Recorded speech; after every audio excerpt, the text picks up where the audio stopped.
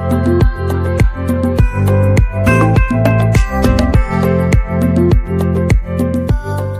Welcome YouTube, I am Aniket and you are watching Vet Study. तो आज मैं जो डिस्कस करने वाला हूँ टॉपिक वो है जॉब अपॉर्चुनिटीज़ इन वेटनरी साइंसेस।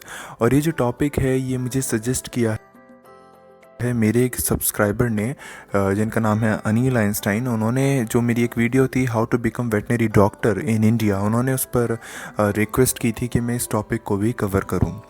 तो ये वीडियो स्पेशली उन्हीं की रिक्वेस्ट पर है और इस वीडियो के अंदर मैं डिस्कस करने की कोशिश करूँगा सभी जॉब अपॉर्चुनिटीज़ की इन वेटनरी साइंसेस। और हो सकता है कि कुछ जो ऑप्शंस हैं वो मैं मिस कर दूं, तो अगर ऐसा कुछ होगा तो मैं कमेंट सेक्शन में आपको बता दूंगा। और अगर आपको लगता है कि मैंने कुछ छोड़ दिया है तो आप भी मुझे कमेंट सेक्शन में बता सकते हैं। वैसे मैंने पूरी कोशिश करी है कि मैं सभी जो ऑप्शंस हैं वो आपको यहाँ पर डिस्कस करूँ। इसी के साथ साथ एक रिक्वेस्ट मैं स्टार्टिंग में और करना चाहूँगा कि जो एनालिटिक्स है मेरी वीडियोस का, उसमें ये मैं देख पा रहा हूँ कि मेरे सब्सक्राइबर से ज़्यादा मेरे जो नॉन सब्सक्राइबर हैं वो मेरी वीडियोस को पूरा देख रहे हैं, बट वो सब्सक्राइब नहीं कर रहे हैं। तो एक छोटी सी रिक्वेस्ट कि अगर आपको मेरी वीडियोस अच्छी लगती हैं और कहीं से भी आपको थोड़ी सी भी इंफॉर्मेशन मिलती है तो आप प्लीज़ मेरी वीडियो को लाइक कीजिए और शेयर कीजिए अपने उन दोस्तों के साथ जो वेटनरी फील्ड से रिलेटेड हैं या आप चाहते हैं कि उन्हें भी ये बातें पता चलें। सो चलिए स्टार्ट करते हैं। तो स्टार्ट करने से पहले मैं आपको एक चीज़ और बता देना चाहता हूँ कि देखिए जॉब, मैं अपना पर्सनल व्यू ये बताना चाहता हूँ कि जॉब्स की मुझे नहीं लगता कहीं भी किसी भी फील्ड में कमी है। क्यों? क्योंकि देखिए एक्चुअल में जो चीज़ चाहिए होती है वो है टैलेंट। अगर आपकी किसी भी फील्ड में नॉलेज है, अगर आप किसी भी फील्ड में एक्सपर्ट हैं, तो मुझे नहीं लगता कि किसी भी फील्ड में आप पीछे रह जाएंगे और आपको सक्सेस नहीं मिलेगी। ठीक है, यहाँ पर जो एक चीज़ है वो है कि आप कितना अच्छे से पढ़ते हैं किसी भी फील्ड में, तो आपको जॉब की कमी। और मैं वेटनरी की, मैं जो अभी तक मैंने देखा है और जो अभी तक मैंने अपने टीचर से सुना है, मुझे नहीं लगता कि वेटनरी की जॉब्स की कमी है। ठीक है, आप बस अगर पढ़ाई पर ध्यान देंगे और अच्छे से स्टार्टिंग करेंगे तो मुझे नहीं लगता इसमें कमी होगी। ठीक है, और सेकंड बात मैं यहाँ पर ये बोलना चाहूँगा कि देखिए वेटनरी के अंदर एक लार्ज वैरायटी ऑफ एनिमल्स को आप ट्रीट करते हैं। ठीक है, बर्ड्स को ट्रीट करते हैं। ठीक है, बाकी डॉग, कैट्स, बहुत सारी स्पीशीज़ हो जाती हैं, जिसकी वजह से ये प्लस पॉइंट बनता है और आपको यहाँ पर जॉब अपॉर्चुनिटीज़ जो हैं वो एक बहुत बड़ी वैरायटी आपको यहाँ पर मिलती है देखने के लिए। तो चलिए उसी को हम डिस्कस करते हैं। और एक चीज़ मैं और बता दूं कि यहाँ पर जो मैं सैलरी डिस्कस करूँगा वो वेरिएबल क्वांटिटी है।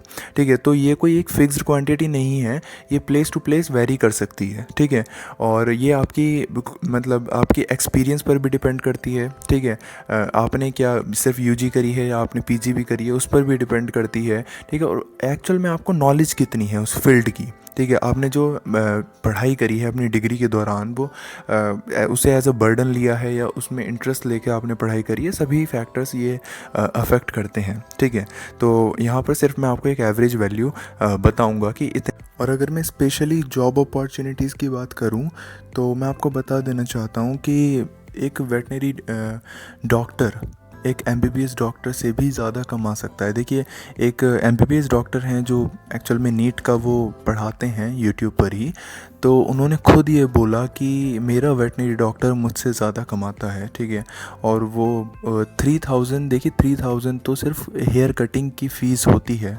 ठीक है, आप फिर बाकी आईसीयू और बाकी जितने भी चार्जेस हैं वो आप खुद सोच सकते हैं। तो वो उन्होंने खुद ये बात बोली कि मेरा वेटनरी डॉक्टर मुझसे ज़्यादा कमाता है। ठीक है, तो आप इस चीज़ को तो सोचिए ही मत कि कितनी आपकी सैलरी हो सकती है, क्या इसमें जॉब अपॉर्चुनिटीज़ हैं। बस इस फील्ड को एक दिल से आप अगर इस फील्ड को अपना समय देंगे तो ऑब्वियस सी बात है कि ये भी आपको बहुत कुछ देगी। और देखिए एक जो सबसे बड़ी बात यहाँ पर आ जाती है कि जो आपको रिप्लेस नहीं कर सकता कोई भी, वो ये है कि अगर आप ह्यूमन मेडिसिन के अंदर देखेंगे तो आपको बहुत सारी फील्ड्स मिल जाती हैं, जैसे कि MBBS, BDS, BPT, BMS, BHMS. ठीक है, और उसके बाद ये यूनानी। ठीक है, तो ये आपको इतनी सारी फील्ड्स मिल जाती हैं जो सिर्फ एक स्पीशीज़ को ट्रीट कर रही हैं। और वेटनेरियन ही ऐसी फील्ड है, या वेटनरी एक ऐसी फील्ड है जो एक अकेला वेटनेरियन इतनी सारी स्पीशीज़ को ट्रीट करता है। ठीक है, तो ये यहाँ पर चीज़ है कि आपको कोई भी दूसरा आपको रिप्लेस नहीं कर सकता। ठीक है, बहुत सारी जगह होता है कि एमबीबीएस जो है वो डॉक्टर के पास ना जाकर बहुत से लोग बीएमएस के पास जा रहे हैं क्योंकि उनकी लोकेलिटी में वही प्रेजेंट है, कोई एमबीबीएस है नहीं, तो वहाँ पर एक वो होता है। बट यहाँ पर ऐसा नहीं है कि आपको कोई रिप्लेस कर देगा। और फर्स्ट पॉइंट से इसमें देखिए सबसे पहले आता है वेटनरी ऑफिसर। आप आफ्टर योर यूजी आप एज अ वेटनरी ऑफिसर मतलब काम कर सकते हैं। ये एक गवर्नमेंट जॉब है और जितने भी ये ब्लॉक्स होते हैं वहाँ पर ये doctor as a veterinary officer वहाँ पर वो अपॉइंटेड होते हैं और इनकी जो सैलरी है वो approximately 10 to 15 lakhs per annum होती है। और सेकंड पॉइंट यहाँ पर आता है वेटनरी फिजिशियन। देखिए आप कोई अपना प्राइवेट पेट क्लिनिक खोल सकते हैं जिसके अंदर आप जितने भी पेट एनिमल्स हैं like dog, cat, exotic animals, birds, ठीक है, उन्हीं सबको ट्रीट कर सकते हैं और इसके अंदर 12 to 15 लाख पर एनम आप अर्न कर सकते हैं। और देखिए ये तो एक बहुत, मुझे लगता है प्राइवेट प्रैक्टिस में आप इससे भी ज़्यादा, कई गुना ज़्यादा आप अर्न कर सकते हैं। ठीक है, ये तो बहुत कम रेंज है प्राइवेट की अगर मैं बात करूँ तो। और थर्ड, क्योंकि मैंने एक्चुअल में डॉक्टर्स देखे हैं जो इससे ज़्यादा कमा रहे हैं।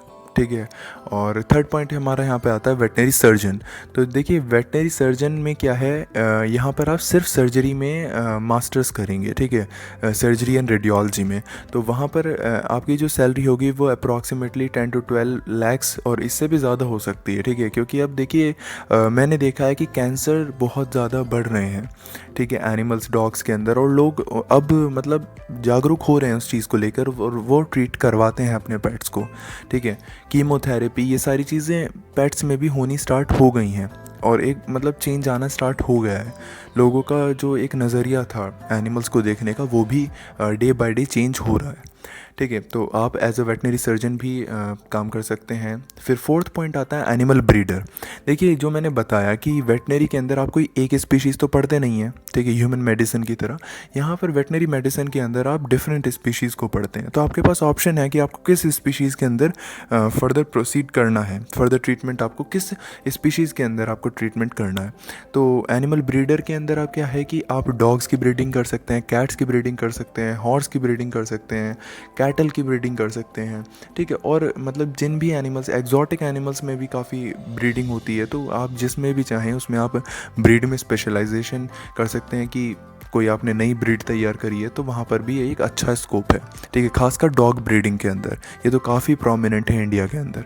ठीक है, और आपके पास प्लस पॉइंट ये होगा कि आप खुद एज अ वेटनेरियन जब एनिमल ब्रीडिंग करवाएंगे तो आपको सारी जेनेटिक्स चीज़ें सारी पता होंगी और सारी चीज़ें आपको पता होंगी, तो ये भी एक बहुत अच्छी फील्ड है। फिर फिफ्थ पॉइंट आता है यहाँ पर veterinary doctor in non governmental organisation. देखिए एनजीओ के अंदर अगर आप veterinary doctor, as a veterinary doctor काम करते हैं तो हो सकता है कि आपकी सैलरी तो थोड़ी कम हो, बट देखिए सब कुछ पैसा ही नहीं होता, पैसा बहुत कुछ होता है बट सब कुछ नहीं होता।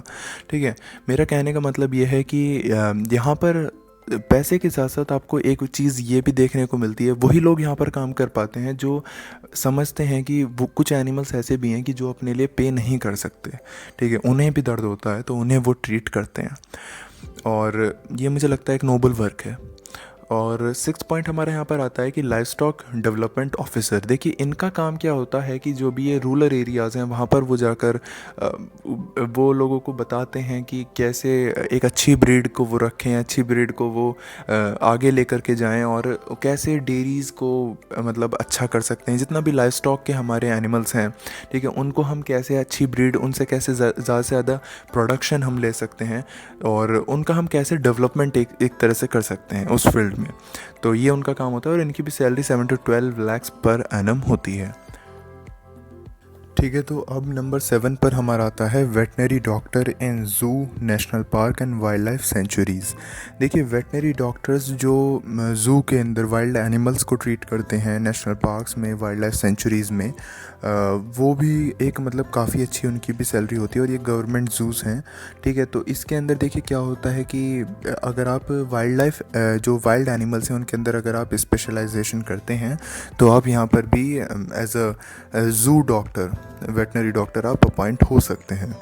और देखिए वेटनरी के अंदर आपको डोमेस्टिक एनिमल्स तो पढ़ाए गए थे, डॉग कैट ये सब तो पढ़ाई जाएंगी, कैटल, बफेलो और क्या बोलते हैं कैमल, शीप, गोट। उसी के साथ साथ अगर आपका इंटरेस्ट है वाइल्ड लाइफ में तो आप ये भी ऑप्शन चूज़ कर सकते हैं।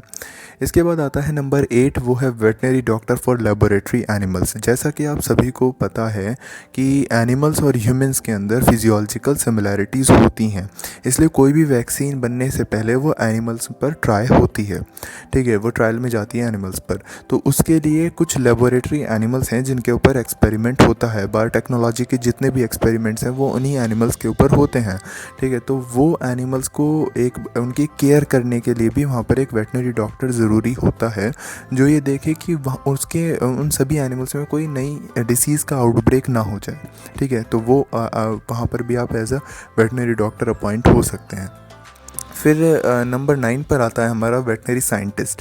देखिए वेटनरी साइंटिस्ट का मेजर रोल जो होता है वो जितनी भी वेटनरी मेडिसिन में जितनी भी डिसीज़ हैं और बाकी चीज़ें जैसे कि कोई भी वायरस, बैक्टीरिया, वो सब कैसे अफेक्ट कर रहे हैं एनिमल्स को, ना सिर्फ एनिमल्स को, वो उनका इम्पैक्ट ह्यूमंस पर क्या है, ठीक है, उन सभी को वेटनरी साइंटिस्ट स्टडी करते हैं और एक वो रिसर्च सेंटर्स में ये काम करते हैं और एक बेटर वे फाइंड करने की कोशिश करते हैं for diagnosis and treatment of diseases. फिर नंबर 10 पर आता है हमारा वेटनरी प्रोफेसर। आप एज अ वेटनरी प्रोफेसर भी कॉलेजेस में पढ़ा सकते हैं, ठीक है, और उसके लिए आपको यूजी, पीजी और पीएचडी करनी होती है। उसके बाद आप as a veterinary officer, as a veterinary professor आप पढ़ा सकते हैं कॉलेजेस में। फिर नंबर 11 पर आता है हमारा वेटनरी एंटरप्रेन्योरशिप।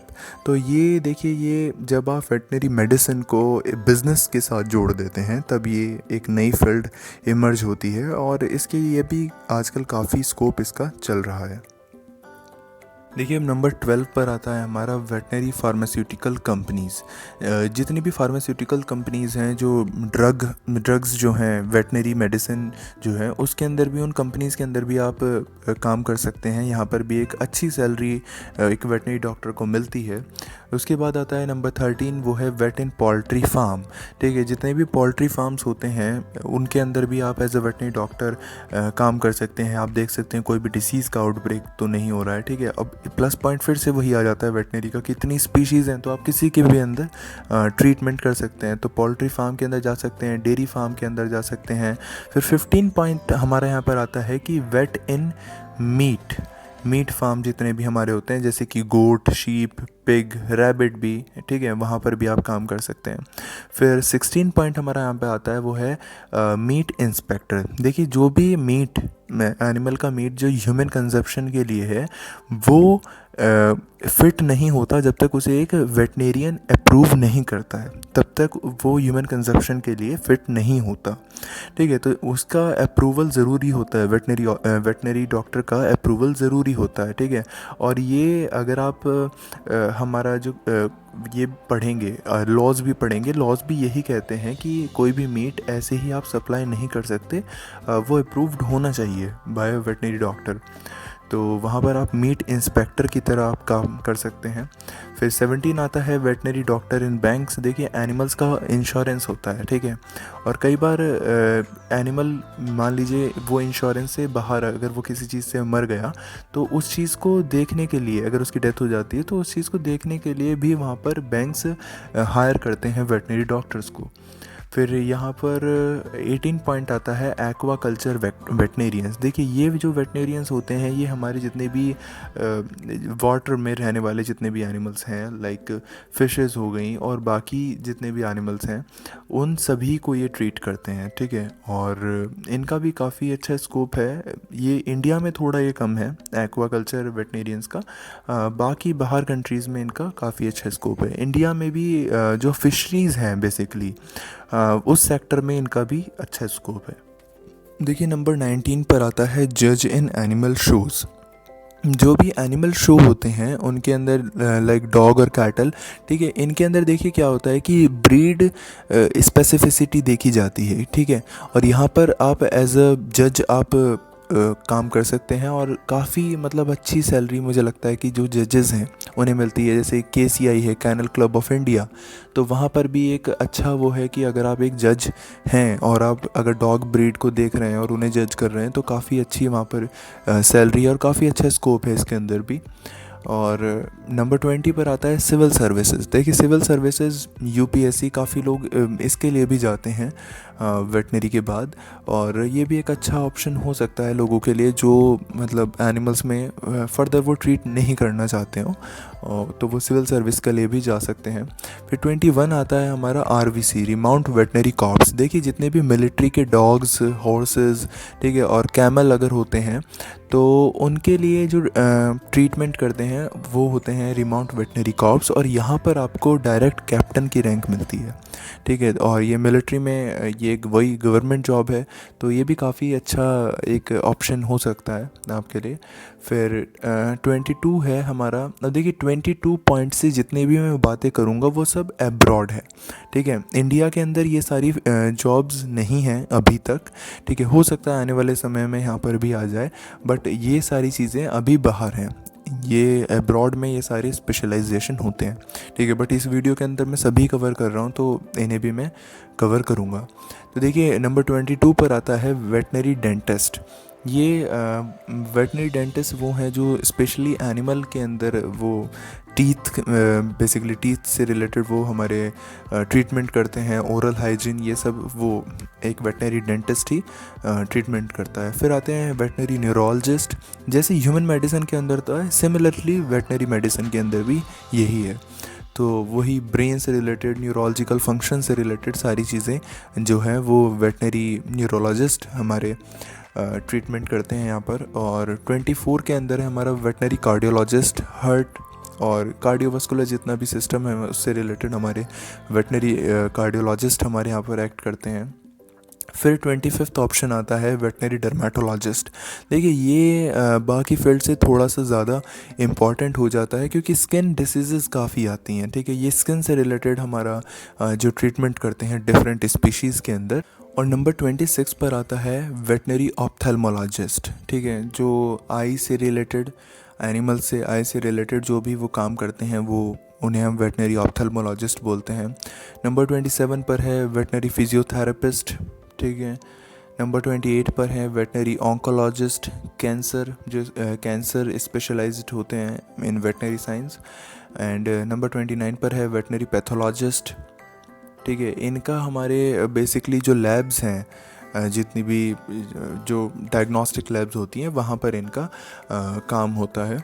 और फिर आते हैं हमारे वेटनरी साइकोलॉजिस्ट। ये बेसिकली जो एनवायरमेंटलिस्ट हैं उनसे थोड़ा रिलेटेड इनका होता है। ये देखते हैं कि क्या साइकोलॉजी है डिफरेंट एनिमल्स की, कैसे वो दूसरी स्पीशीज़ के साथ वो रहते हैं, क्या उनकी मतलब वो कैसे सरवाइव कर पा रहे हैं, ये सब काम वेटनरी साइकोलॉजिस्ट हैं वो करते हैं। इसके बाद आता है वेटनरी गायनेकोलॉजिस्ट। और गायनेकोलॉजी जो भी है वो आप समझ सकते हैं कि फ़ीमेल रिप्रोडक्टिव सिस्टम जो है वो कम्प्लीटली वो स्टडी करते हैं और इसी में उनकी मास्टर्स होती है। फिर है अभी तक तो देखिए मैंने सिर्फ एक फील्ड के अंदर मैंने स्पेशलाइजेशन की बात कर ली, मतलब कि डिफरेंट एनिमल्स की एक फील्ड के अंदर। फॉर एग्ज़ाम्पल अगर मैं बात करूँ ऑप्थेल्मोलॉजिस्ट की, तो ऑप्थेल्मोलॉजिस्ट हर स्पीशीज़ की आइज़ के अंदर बात करेंगे, बट अब मैं स्पीशीज़ वाइज स्पेशलाइजेशन बता रहा हूँ, ठीक है। तो एग्जॉटिक एनिमल वेटनेरियंस, ठीक है, ये एग्जॉटिक एनिमल वेटनेरियंस कौन होते हैं? जो हमारे एग्जॉटिक एनिमल्स को ट्रीट करते हैं, ठीक है। कोई भी एग्जॉटिक स्नेक हैं, ठीक है, लिजार्ड हैं, टर्टल हैं, इन सभी को जो ट्रीट करते हैं वो एग्जॉटिक एनिमल्स वेटनेरियन हैं। एंड 33 और मेरा फेवरेट कैनाइन स्पेशलिस्ट। तो देखिए यहाँ पर स्पीशीज़ वाइज स्पेशलाइजेशन हो जाता है, ठीक है। अब कैनाइन स्पेशलिस्ट क्या हैं कि वो सर्जन भी होंगे, ठीक है, वही ऑप्थेल्मोलॉजिस्ट भी होंगे, वही डर्मेटोलॉजिस्ट भी होंगे, वही डेंटिस्ट होंगे कैनाइन के लिए। तो वो एक स्पीशीज़ वाइज स्पेशलाइजेशन आ जाता है इसके अंदर। फिर equine specialist, small animal veterinarian. देखिए स्मॉल एनिमल वेटनेरियंस वो हैं जो जितने भी स्मॉल एनिमल्स हैं उनमें वो ट्रीट करते हैं, लाइक डॉग, कैट्स, ठीक है। ये एज सच किसी एक स्पीशीज़ में स्पेशलाइज्ड नहीं होते हैं, वो सभी को एक मतलब ओवरऑल वो ट्रीटमेंट करते हैं। फिर लार्ज एनिमल वेटनेरियंस आते हैं। लार्ज एनिमल वेटनेरियंस के अंदर वो ट्रीट करते हैं लार्ज एनिमल्स को, लाइक काऊ, बफेलो, ठीक है, और भी जितने लार्ज एनिमल्स हो गए उन्हें सभी को लार्ज एनिमल वेटनेरियंस ट्रीट करते हैं। फिर नंबर 37 आता है हमारा एवियन वेटनेरियंस, जो स्पेशली बर्ड्स को ट्रीट करते हैं, उन्हें हम बोलते हैं एवियन वेटनेरियंस। तो यहाँ पर देखिए हमने ऑलमोस्ट 37 जो ऑप्शंस हैं वो हमने डिस्कस करे। सिर्फ इंडिया के ही नहीं, हमने अब्रॉड भी एक वेटनेरियन कैसे वो वर्क कर सकता है वो मैंने बात करी। और मैं लास्ट में यही कहूँगा कि जो एक वेटनेरियन है वो एक सर्जन भी है, वो एक डर्मेटोलॉजिस्ट भी है। इंडिया के अंदर स्पेशली सब कुछ एक वेटनेरियन के अंदर ही होता है, ठीक, क्योंकि देखिए इंडिया के अंदर अभी भी इस फील्ड के अंदर स्पेशलाइजेशन नहीं है बहुत ज़्यादा। आपको एक ह्यूमन डेंटिस्ट मिल जाएगा बट एक वेटनरी डेंटिस्ट नहीं मिलेगा इंडिया के अंदर, ठीक है। आपको ह्यूमन मेडिसिन के लिए अगर आप जाते हैं तो आपको कितनी सारी फील्ड है, ठीक है, BAMS, MBBS, BDS, ठीक है, और BPT और आयुर्वेदा, होम्योपैथी, बहुत सारी फील्ड हैं सिर्फ एक स्पीशीज़ के लिए। बट अगर आप बात करते हैं वेटनरी की, तो देखिए वेटनरी के अंदर इतनी सारी स्पीशीज़ हैं और एक ही डॉक्टर है। तो मतलब काफ़ी अच्छा इसमें एक हम बोल सकते हैं अपॉर्चुनिटीज़ हैं। और ये तो मैंने सिर्फ अभी 37 बताई हैं, अभी बहुत सी हो सकती हैं जो मेरे से भी मिस हो गई हूँ। अगर ऐसा कुछ होगा तो मैं बिल्कुल कमेंट सेक्शन में आपको बताऊँगा। Thanks for watching my video. If you like then please press the thumbs up and subscribe to Vet study.